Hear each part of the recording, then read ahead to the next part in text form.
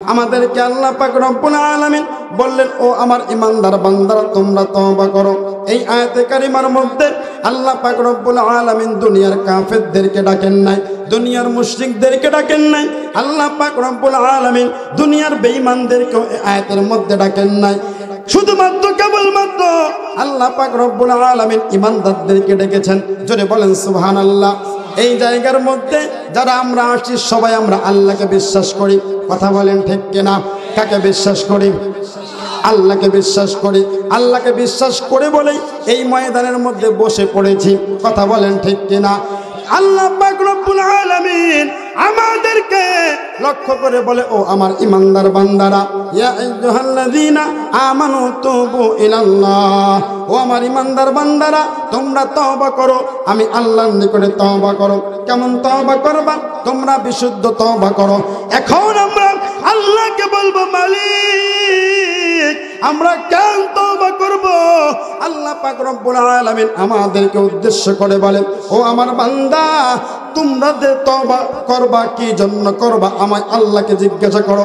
ও বান্দা, গুনাহ নিয়ে কবরের মধ্যে ঢুকলে আমি আল্লাহ পাক রব্বুল আলামিন তোমাদেরকে শাস্তি দেব। কথা বলেন ঠিক কিনা? গুনাহ নিয়ে ঢুকলে কবরের মধ্যে শাস্তি আছে কি না? আছে কি নাই? আমার ভাইরা, আমার বন্ধুগণ, এই দুনিয়াতে শাস্তি আছে, শাস্তি অস্থায়ী। কথা বলেন ঠিক কিনা? শাস্তি অস্থায়ী। এই দুনিয়ার জেলে ঢুকলে দেখবেন 3 বছর, 1 বছর, 6 মাস, 10 মাস, 10 বছর, 20 বছর পরে শাস্তি মওকুফ হয়। ব্যবস্থা আছে কি নাই? আছে না? কিন্তু ওই কবরের মধ্যে যদি একজন গুনাহগার বান্দা ধরা খেয়ে যায়, ওই কবরের মধ্যে গেলে আল্লাহ পাক রব্বুল আলামিন এই জন্যই তো বলেন, ও আমার বান্দা ওই কবরের মধ্যে গুনাহ নিয়ে তুমি বান্দা যদি ঢুকে পড়ো, বান্দারে ওই কবরের মধ্যে গুনাহ নিয়ে ঢুকে পড়লে আমি আল্লাহ পাক রব্বুল আলামিন ওই কবরের মধ্যে তোমাকে জাহান্নামের আগুনে জ্বালাবো। জোরে জোরে বলেন নাউযুবিল্লাহ।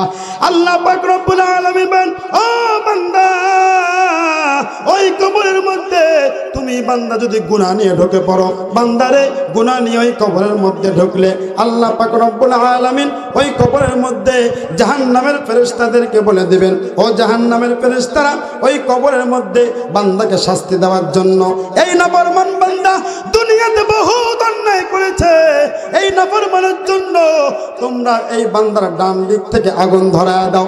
ফেরেশতারা ডান দিক থেকে আগুন ধরায়া দিবে। আল্লাহ পাক রব্বুল আলামিন বলবেন, ফেরেশতারা এই বান্দার বাম দিক থেকে তোমরা আগুন ধরায়া দাও। বান্দার বাম দিক থেকে আগুন ধরায়া দিবে।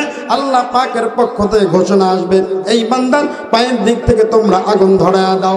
আল্লাহ পাকের পক্ষ থেকে এই হুকুম পাওয়ার সাথে সাথে ফেরেশতারা আগুন ধরায়া দিবে। এরপরে রব্বুল আলামিন ডাক দিয়ে বলবে, ও আমার ফেরেশতারা এই বান্দাকে আরো ভালো করে শাস্তি দেওয়ার জন্য এই বান্দার মাথার দিক থেকে তোমরা আগুন ধরায়া দাও। বান্দার ডাইনে আগুন, বান্দার বায়ে আগুন, বান্দার পায়ের দিক থেকে আগুন, বান্দার মাথার দিক থেকে আগুন। আল্লাহ পাক রব্বুল আলামিন ওই বান্দাকে যখন নাকি এরকম কবরের মধ্যে শাস্তির মধ্যে রাখবেন, ওই বান্দা বলবে, আল্লাহ তোমার জাহান্নাম তো এখন জাহান্নাম পর্যন্ত পৌঁছাইতেই পারলাম না।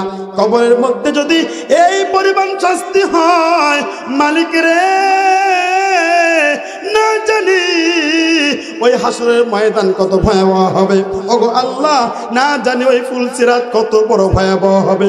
ওগো আল্লাহ না জানি ওই জাহান্নাম কত ভয়াবহ হবে। বান্দা কান্নাকাটি করবে আর মালিককে আল্লাহ আল্লাহ বলে ডাকবে।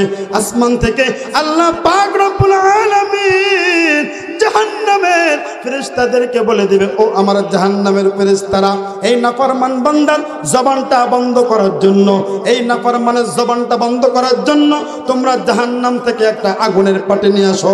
ওই জাহান্নাম থেকে আগুনের পাটি নিয়ে এসে ওই বান্দাকে তোমরা পাটির মধ্যে জড়া ফেলো।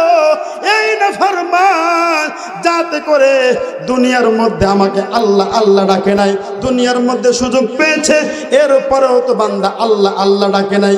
এই কবরের মধ্যে এসে আমি আল্লাহকে আল্লাহ বলে কোনো লাভ নাই, কথা বলেন ঠিক কিনা?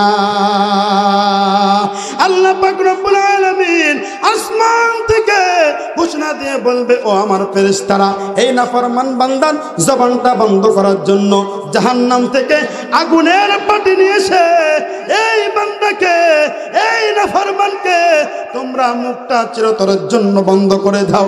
আল্লাহ পাক রব্বুল আলামিন বলবে, এ আমার গুনাহগার বান্দা, তুই বান্দাকে আমি আল্লাহ ক্ষমা করার জন্য, ও বান্দা প্রত্যেকদিন তুই বান্দার আমি আল্লাহ পাক রব্বুল আলামিন প্রথম আসমানে চলে আসছিলাম। জোরে জোরে বলেন সুবহানাল্লাহ। কোন আসমানে?